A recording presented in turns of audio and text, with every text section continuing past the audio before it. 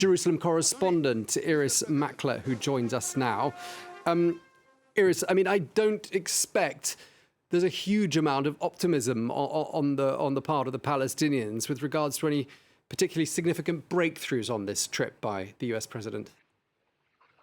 No, I don't think there's optimism about breakthroughs on either side. This is a trip about reassurance, about reminding the people in this region that they are important to America. We still love you. It's one of those kind of trips.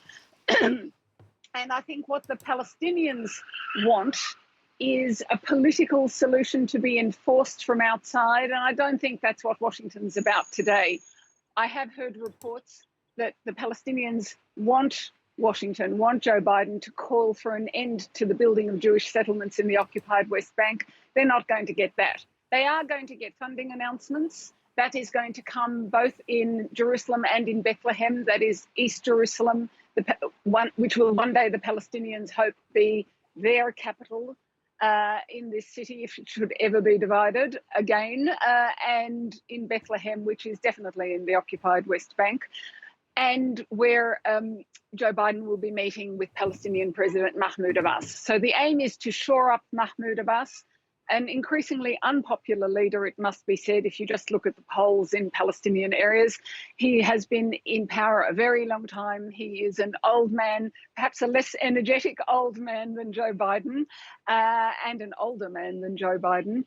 And I think that it will take a lot support for him won't come from the ground up, but there will be support from the Palestinian Authority from Washington.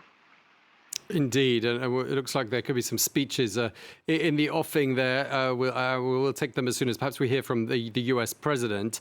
But the key, perhaps, Irris, in all of this, for the Palestinians at any rate, is that the conversation with Washington has resumed, because it ground to a halt, didn't it, under President Biden's predecessor?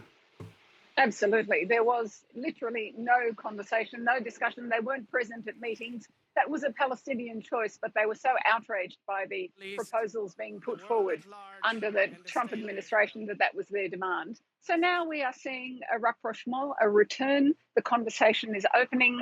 There's a discussion of returning the consulate, the consulate for Palestinians to Jerusalem, although that has been discussed for the past 18 months. But still, perhaps this visit from Joe Biden will give that a kick along too.